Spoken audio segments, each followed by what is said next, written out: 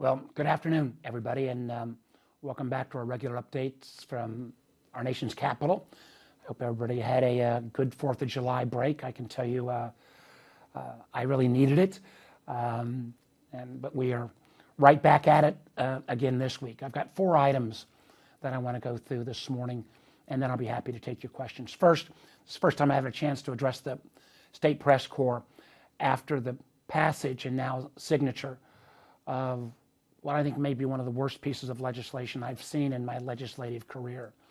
I'm talking about the big, ugly bill that I think is going to, people will look back on and say, how could people in any right mind take this on? Let's review quickly what all happened in that bill. First of all, at the end of the day, it cut health care and food assistance for literally millions to pay for a tax cut for the wealthiest of Americans. What does that mean specifically? Well, it means 17 million Americans are going to lose their health care coverage. 300,000 Virginians, at least 300,000, probably more. And that, a lot of the focus so far has been on the Medicaid cuts, which hit many of our most vulnerable. In many communities, literally half the kids that are born are on Medicaid, and many of those kids will lose their coverage. On top of that, one part that's not been focused as much, the Medicaid cuts are roughly 11 to 12 million people, but another 5 to 6 million are going to lose their health insurance because they currently buy it in the marketplace, the Obamacare marketplace that was set up, but they will lose any of their subsidies. So if you add $700, $800, $900 a month increase for your health care, you're not going to be able to afford it. And some of those changes will actually start to take place this year. The insurance companies will have to set their rates in September, and people who've not been following this process, come November, we're going to start getting notices of dramatic increase in their costs. And I think they're going to say, how in the heck did this happen? Well, it happened because only Republicans followed President Trump's admonition on this, and they're not going to be able to afford health care. And let's face it, when those 17 million Americans lose their health care, it's not like they're not going to get sick anymore.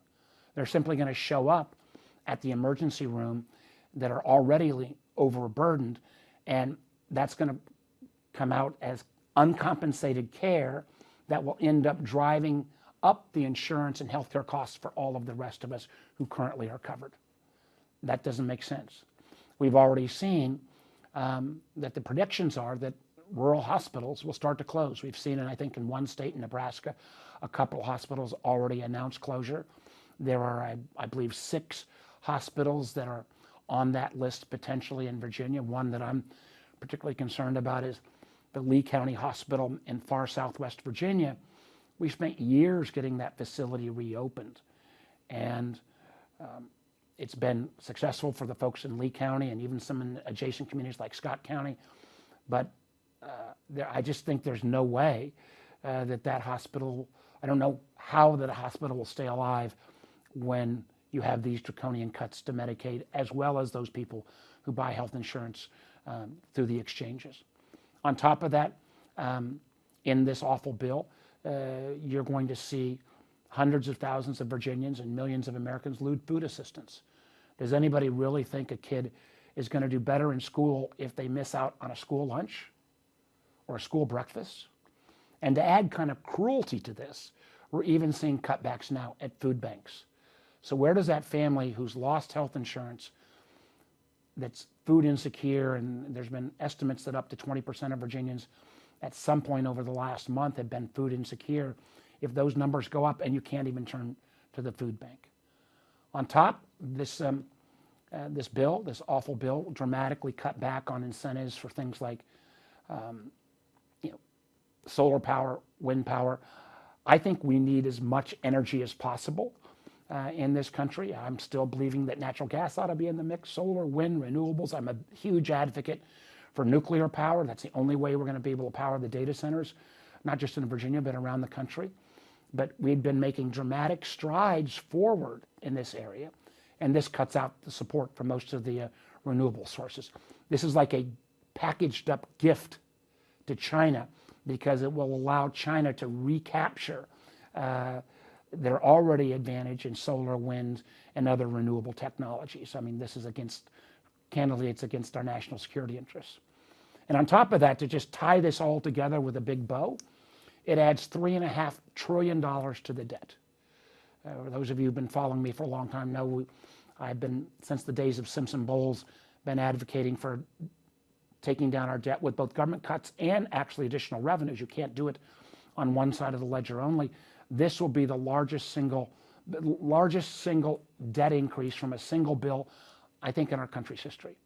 And that will end up driving up interest rates. That'll end up driving up costs for mortgages, again, credit cards, student loans, you name it. And for what? This was not a bill that had a coherent purpose. It was kind of a wish list that President Trump created. And when people start to say, how the heck this happened, just remember, every Democrat voted against it. There were literally a handful of Republicans who voted against it, but it would not have passed if more of my Republican friends who expressed concerns had actually voted their conscience. So again, this will be playing out over the coming weeks and months. And then if that legislative battle, which was exhausting, wasn't enough, next week there is another battle happening in the Senate. It's called a rescissions package, where the Trump administration is basically saying, we don't want to follow the law in terms of what Congress passed in terms of spending bills, the appropriations bills from last year. So this bill would cut out and seal the fate of all foreign assistance, which I know sometimes is not that popular, but I can assure you there's nobody in the intelligence community or in the military community that doesn't think it's a lot cheaper to help a developing country with aid than it is to send in the troops. But we basically erase 75 years of soft power by cutting out foreign assistance, and we cut out all support for the NPR and the Corporation for Public Broadcasting, public TV.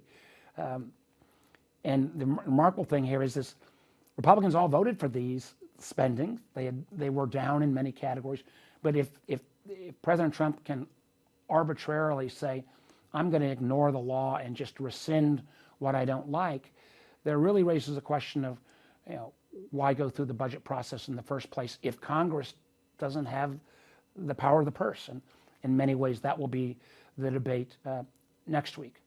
On two other items, one, a relatively small one, unless you're a veteran in Hampton Roads, we passed a law a couple years ago that is called the PACT Act, that increases veterans' health care services for things like burn pits and other things that took place in some of our past conflicts.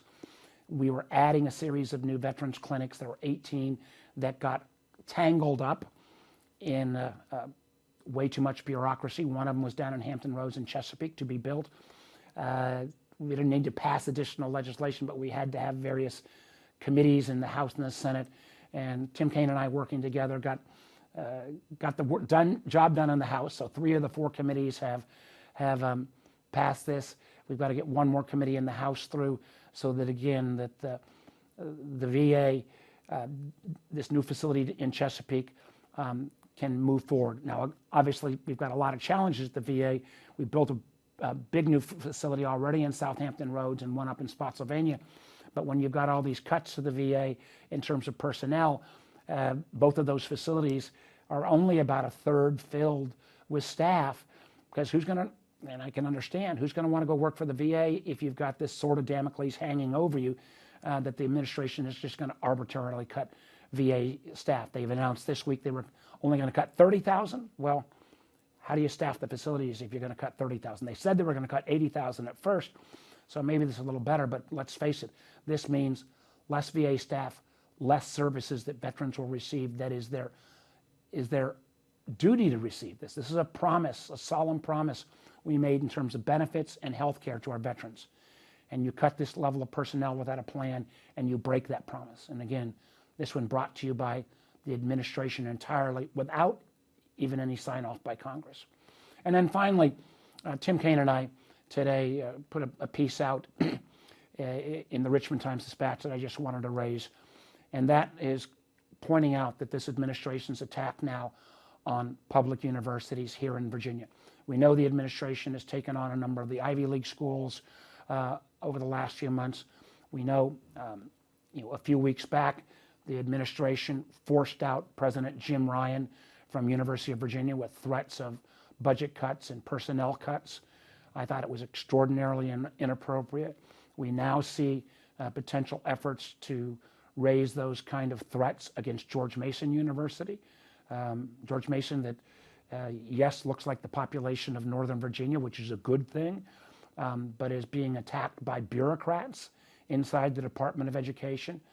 I thought my Republican friends said we don't need bureaucrats in Washington trying to interfere in local education. Our universities are well managed in Virginia, run by boards of visitors that are appointed by the governor. And Tim Kaine and I, as former governors, we're proud of our universities, and we are going to stand up against this federal meddling in what is one of our Commonwealth's greatest assets, our public universities. And I hope more, both leadership in Richmond and the balance of the congressional delegation will join us in this fight. It was bad enough what happened at UVA.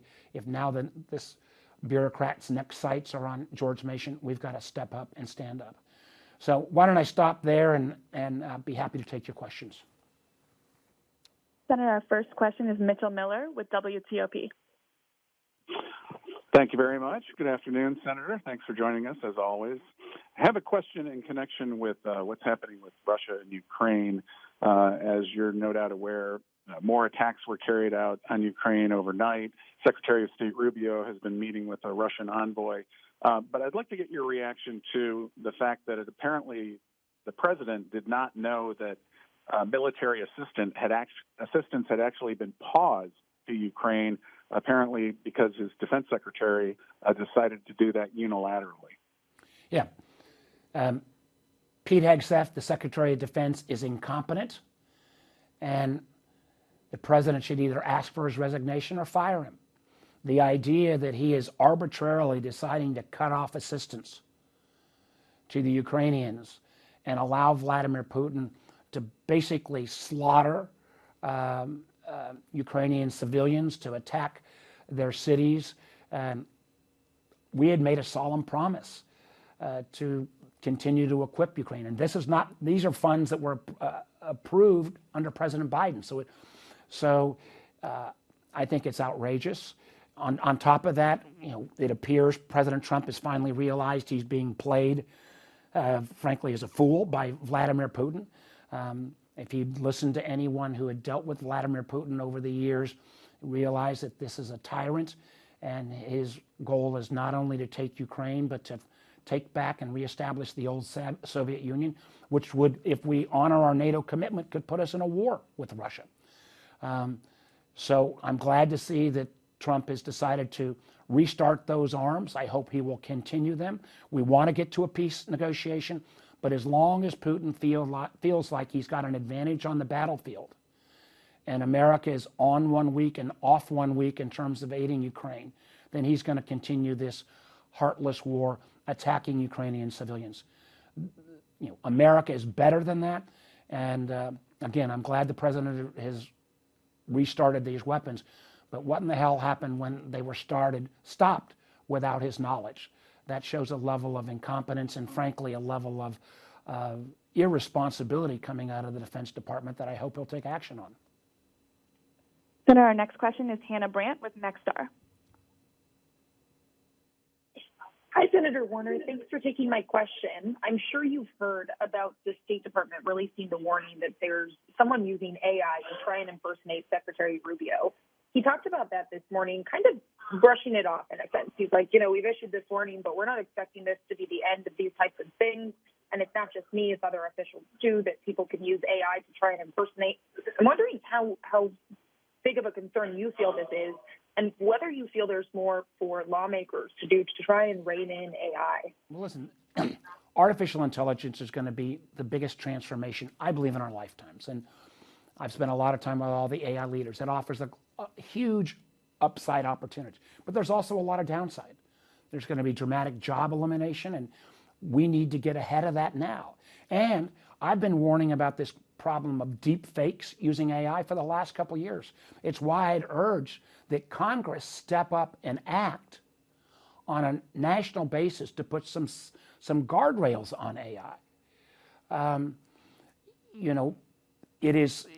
There are a number of states, and I hope Virginia would join this at some point, that would prohibit, AI deep fake technology to be used for political manipulation. I'm concerned it could also be used for market manipulation. But there's been this sense that we don't want to put any guardrails at all because that might slow down innovation. Listen, my background was in technology. I'm all for innovation. But I think most policymakers would agree that if we look back 10 or 11 years ago and put some guardrails on social media back in 2014, we'd have a heck of a lot of healthier kids today. And now we're trying to catch up with like banning phones during school days and other things to make sure our kids don't have the kind of mental health problems that come from some of the downside on social media. Social media's challenge is tiny compared to AI. And whether it is deep fakes in terms of political manipulation, market manipulation, or frankly, the idea of non-consensual images where somebody's face appears with a nude photo attached that's not their body. What right do you have to take on that? I think it is very dangerous that we're not doing anything. And I'm almost in many ways surprised that we've not seen greater utilization of AI technology in terms of this kind of manipulation. The fact that it's not come so far at the level I expected doesn't mean that it's not coming. And I think it would be really important for Congress to step up. And if not, for states to step up. That's one of the things that took one good thing that happened in the awful bill of a week ago. There was an effort to try to prohibit any state from having any AI regulation for 10 years. That's crazy. I do think at the end of the day we need national standards, but if the Congress isn't going to work, and I got bipartisan AI bills out there, if the Congress isn't going to act, then the states need to act. Senator, our next question is Brendan Cullerton with Gray TV. Hey, Senator, thanks for taking my question. Minority Leader Schumer said the other day that he thinks it might be worth looking at shutting down the government if Republicans move forward with this resistance package. Is that something you think is worth considering? Listen, it is a lifetime in politics between now and September 30th. And for an area like Virginia writ large, we get more affected by a shutdown of the federal government than almost any state. So I'm not going to be making those kind of challenges or threats or anything at this point. But I will say this, there's been a kind of was a joke for a long time, but that there are really three parties in Washington. There's the Republicans, the Democrats, and the people who are the appropriators. And if you have a process where people work their tails off to get an appropriations bill through, and Congress passes it in a bipartisan way, because in the Senate you got to get 60 votes to pass an appropriations bill, and then a president, and as the case in Mr. Trump, can end up saying, well, I'm just not going to choose to spend that money, or I'm going to rescind it, then what is the purpose of forcing a bipartisan vote? So I do think I've had a lot of conversations with my Republican friends. I think they realize that we are, again, in way uncharted waters. And once you take these actions, and I hope they won't, and I'm still hopeful they won't, it's hard to come back and rebuild any level of trust. And at the end of the day, the political process in our country only works if you have some level of trust. I've been in every bipartisan group that's existed since I've been in the Senate. And I think at the end of the day, that's where good legislation is made, where both sides have to compromise. But if you have a single administration basically overruling Article I powers of the Constitution, which they would do with these rescissions, then boy, oh boy, we got a heap of trouble. Senator, our next question is Hayden Robertson with WSET. Hayden? Okay, we're going to move on to Joshua Gingrich with WFXR. I Hi, Senator Warren. Thank you for taking my call. Thank you for taking my call.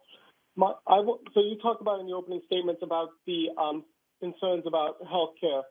What do you think? How do you think that the bill will seriously impact rural hospitals, particularly those in Southwest Virginia, like Roanoke and Blacksburg?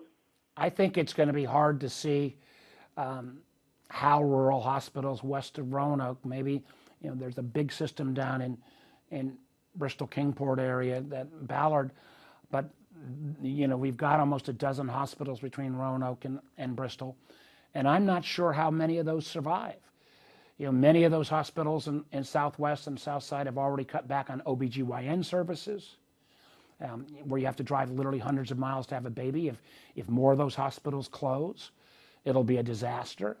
One of the things that hospital systems already warned is one of the things they'll have to cut back first will be mental health services. And there's so many communities in Southwest Virginia that are coming back strong. I mean, I love to see what UVA Wise is doing. I love to see some of the new job announcements we've had in the New River Valley. I'd love to see a lot of activity in Wytheville, a lot of the outside tourism activities. But the ability to have a growing community, you got to have a healthcare system. You got to have docs in a hospital. And the way our system is set up, where in many of those communities, 50% of the population is eligible for Medicaid, and these hospitals operate on a very thin margin. If that margin disappears, you're going to see a lot of them close. It's just dollars and cents. And what's so insulting, I think, is these are communities that voted 65% plus for President Trump. And what they're going to get is the backside of his hand by this policy that is going to be just brutal for rural hospitals all across America. Senator, our next question is Janara Busey with 13 News Now. Good afternoon, Senator. I wanted to ask more about the changes for the staffing plans at the Department of Veterans Affairs.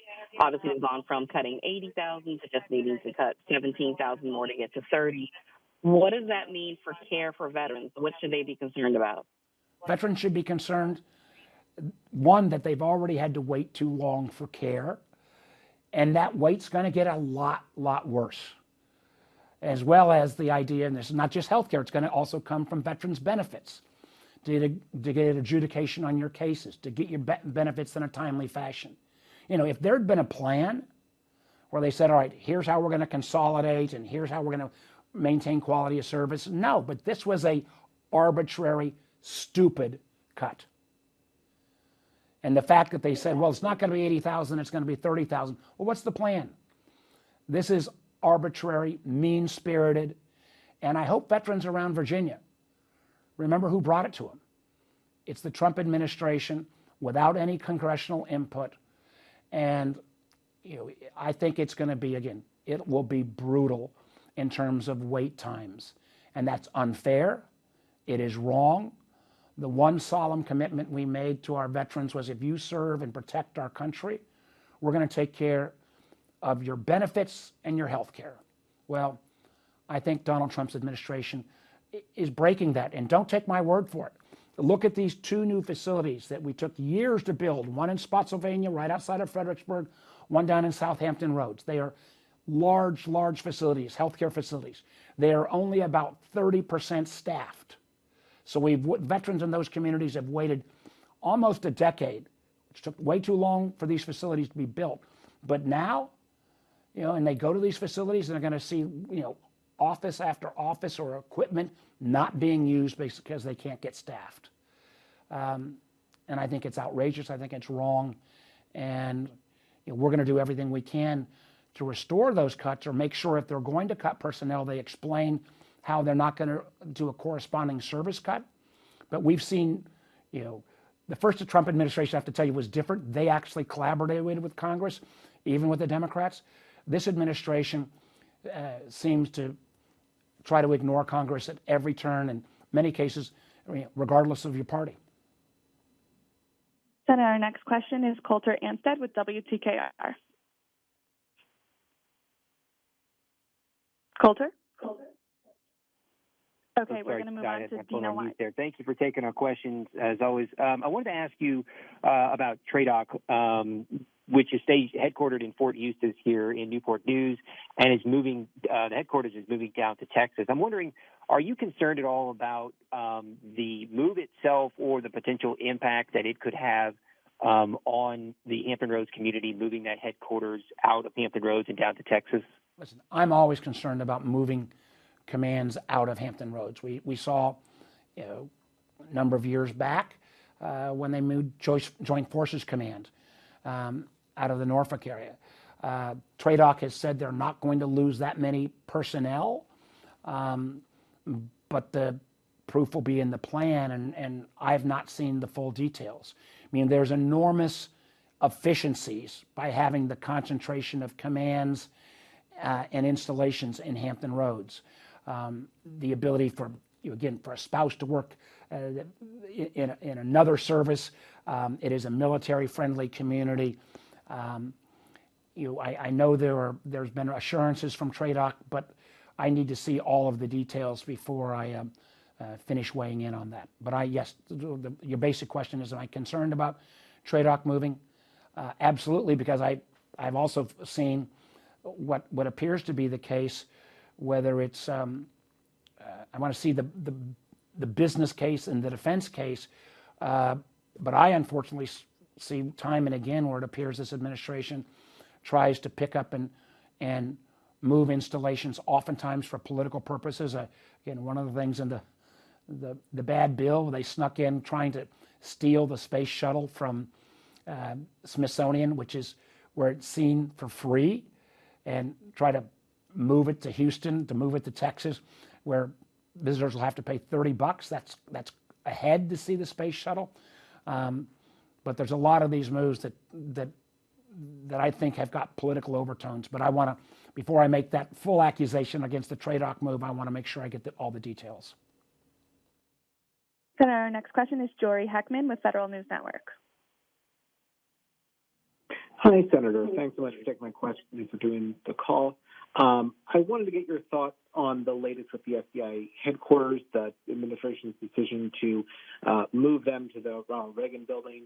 There's been some action on this with the Senate Appropriations Committee this morning. There have been some concerns about the security considerations for the Reagan building. Can you maybe speak to that part of it, the security concerns you may have with moving the FBI to the Reagan building? Well, clearly the Hoover building, the existing headquarters, doesn't work, and it is falling down. It's going to take a lot of money to rehab.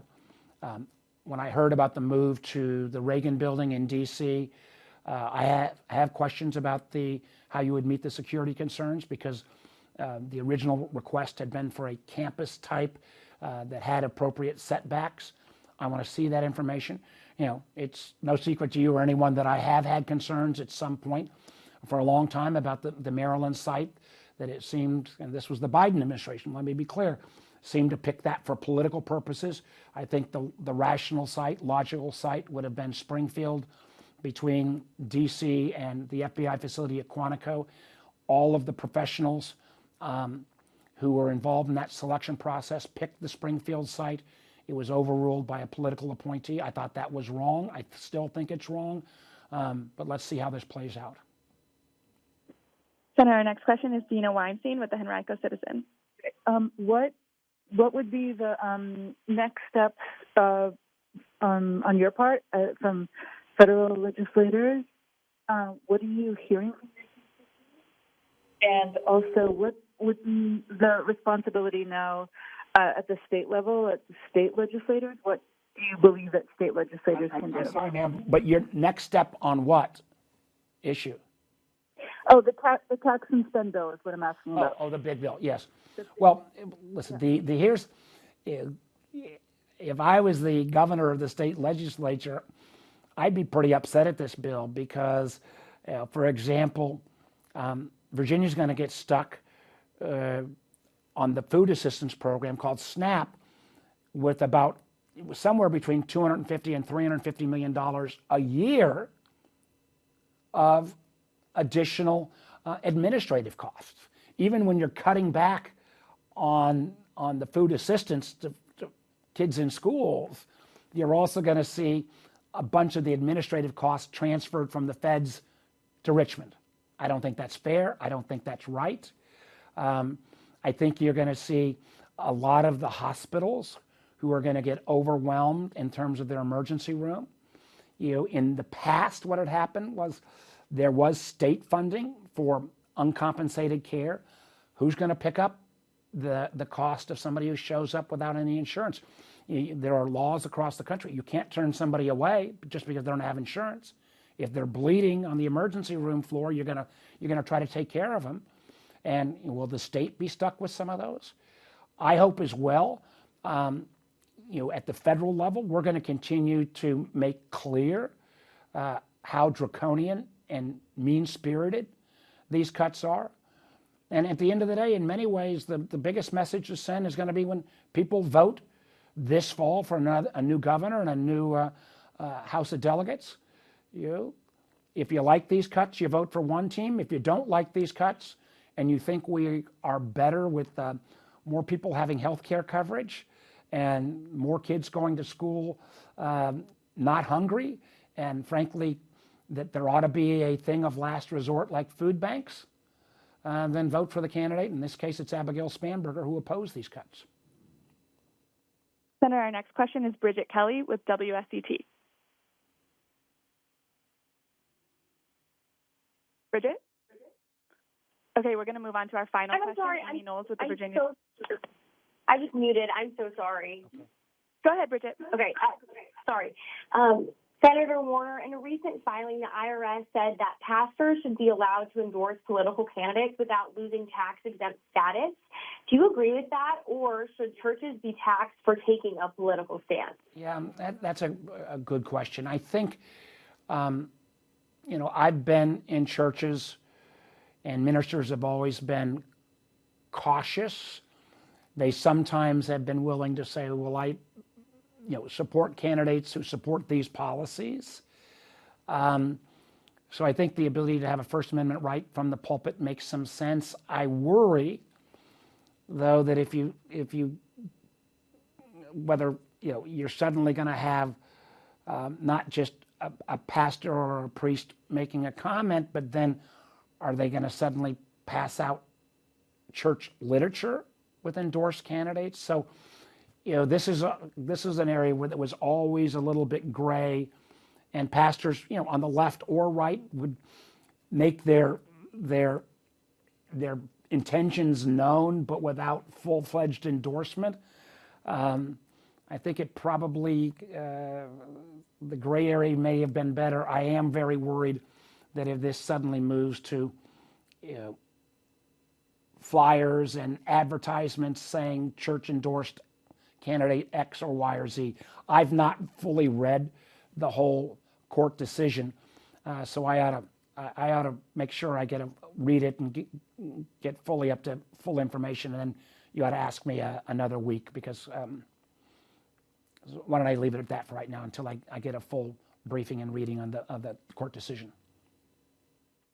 Senator, our final question is Amy Knowles with the Virginia Dogwood. Hey, Amy.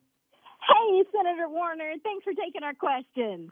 I saw that you and Senator Kaine recently secured $21 million for Virginia airports.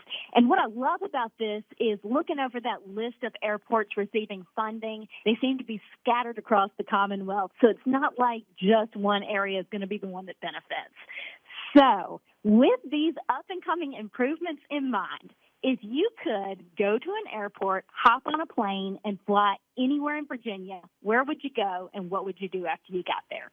Oh, Amy, that's a good one. I love all parts of Virginia. I got a special affection for Southwest Virginia. I might jump on a plane and fly to Wise or fly to Abington or fly to Smith County, and or even if I'm brave, go up to the airport at Grundy and either go to Breaks Interstate Park, which is a great place that too many Virginians don't get a chance to visit to, and then go back and hear some great bluegrass music anywhere across Southwest. But that would be my summertime. It's a little bit cooler there. But thanks for the question. And before we close, I don't think she knows, Laura, who's been helping me do these calls for years, has served with me for 4 years, and she's now moving back to the Midwest to be with her family. And I just want to say on the air, Laura, thanks for running these press briefings with such a smooth hand, even on days when we had some technical difficulties. So thank you very much. And everybody have a safe week, and I'm sure we'll be back with more news from DC next week.